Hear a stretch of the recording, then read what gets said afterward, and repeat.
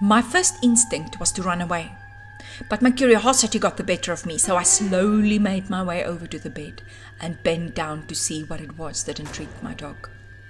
In my mind, I saw a green alien hand or a doctor's coat, so you can imagine my relief when it was a suitcase. I helped my dog drag it out from under the bed and opened it up. It was a machine with blinking lights and antennas, almost like a huge Wi-Fi router. Blinking lights? No other devices or electronics were working, so this was indeed strange. I tried to lift it up to see if there were markings or an on-off switch, but it was too heavy to lift.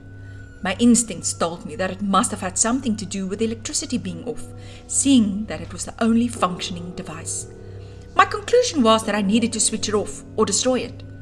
I was looking for something heavy to hit it with, but couldn't see anything around. I decided to push it down the stairs. I couldn't lift it, so my dog was pulling on the one side and I was pushing from the other, and slowly we made our way out the door, down the corridor and to the edge of the staircase. I paused for a moment to stretch my back, and then with all my might I pushed it over the edge. The moment it hit the ground and shattered into pieces, the lights went on. I was right. The device must have been some sort of signal scrambler. It was wonderful to hear music and white noise and have working lights. I went back to the room to see if I could find any information on who the patient was in that bed. The patient card only read John Doe, and from the scribbles and medical terms, I could only make out that the cause of his condition was unknown. It was clear to me that this patient had something to do with the incident. The people didn't appear miraculously when the machine was destroyed, so John Doe was not working alone.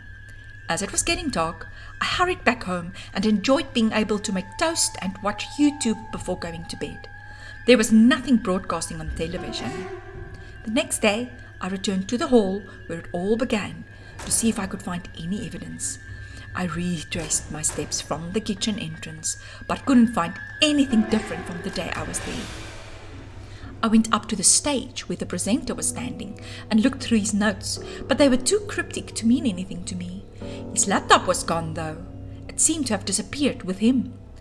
I could see a black mark on the table next to him where the AI device was going to be demonstrated. It was a burn mark, as if there was an explosion or something. This must have been the reason the building shook and why everyone was screaming. Other than this, I couldn't find anything else. I spent the whole day scouring the place inside and out for clues, but with no luck. On my way home, I stopped at the store to get some supplies. The pop music playing for nobody lifted my spirits, and even though I was the only person there, I didn't feel alone. Still felt guilty for taking things without paying, but what other choice did I have? Back home, I played with my dog and made supper. Well, if you can count 2-minute noodles as supper, which is about the full extent of my cooking abilities. I played some games on my phone and went to bed. I did try calling and sending messages to my parents, but although they went through, I received no replies.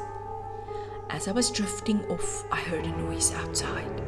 I was suddenly wide awake and held my breath, trying to listen for more clues.